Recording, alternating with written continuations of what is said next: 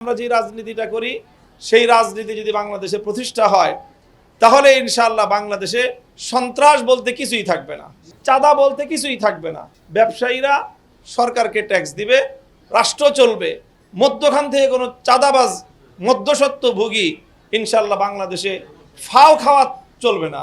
আমার নির্বাচনে প্রতিদ্বন্দ্বিতা করার উদ্দেশ্য নিজের জন্য কিছু করা না। আপনারা যারা আমাকে চিনেন তারা জানেন যে আল্লাহ আমাকে যথেষ্ট দিয়েছেন, সম্মান, পরিচিতি, সম্পদ। আমার ব্যক্তির জীবনে আর প্রয়োজন নেই।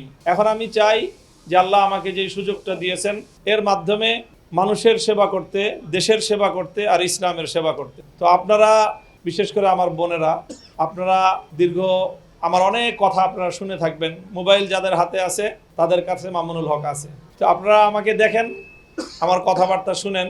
আপনাদের কাছে যদি মনে হয় যে আপনাদের এই ভাইটার সাহস আছে, যদি মনে করেন যে আপনার বোনদেরকে আমি নিরাপত্তা দিতে পারবো, এরকম যদি আমার ব্যাপারে আপনাদের ধারণা হয়, যদি ধারণা হয় যে আমি আমার বোনদের জন্য, আমার মেয়েদের জন্য কেউ যেন আপনাদেরকে ডিস্টার্ব করতে না পারে, আপনাদেরকে উত্ত্যক্ত করতে না পারে, আপনারা সারা মাস পরিশ্রম করে যেই অল্প কিছু টাকা উপার্জন করেন, এর চেয়ে পৃথিবীতে হালাল আর কোনো উপার্জন, এর চেয়ে উত্তম আর কোনো উপার্জন হতে পারে না। এটা আল্লাহর নিকট সবচেয়ে প্রিয় যেই হাত, কর্মের হাত, এটা আল্লাহর কাছে সবচেয়ে প্রিয় হাত।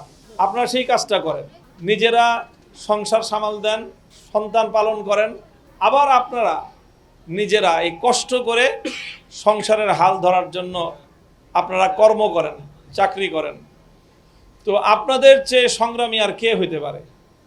আমিও একজন সংগ্রাম মুখর আমার জীবন, আপনাদের জীবনটাও একটা সংগ্রামের জীবন।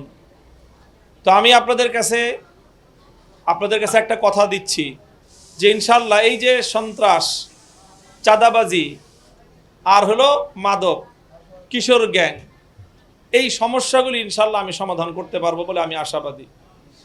এই যে মাদকের কথাটাই বলি, কিশোর গ্যাংয়ের কথাটাই বলি, যেই মায়ের সন্তান খারাপ পথে চলে সেই মা বুঝে একটা সন্তান খারাপ হওয়ার কষ্টটা কতটুকু। দুনিয়ার কেউ এতটা বুঝবে না, মা যেটা বুঝে। একটা সন্তান যদি ভালো হয় এটা কত আনন্দের, মা যতটুকু আনন্দ পায় পৃথিবীতে আর কেউ সেই আনন্দটা পায় না। কারণ এই সন্তানের জন্য সবচেয়ে বেশি কষ্ট মাকেই করতে হয়।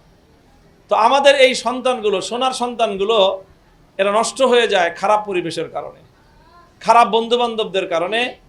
আরেকটা হলো যে তাদেরকে যারা খারাপ পথে চালায়, এদেরকে দিয়ে দখলদারি করায়, এদেরকে দিয়ে মাদকের ব্যবসা করায়, এই সমস্ত করায় আমাদের সোনার ছেলেদেরকে নষ্ট করে।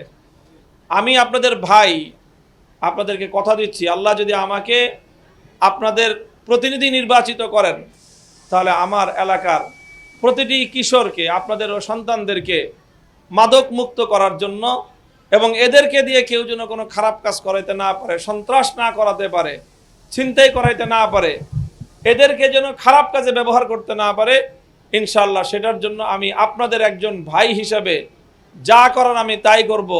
ইনশাআল্লাহ আমি আপনাদের সাথে থাকব।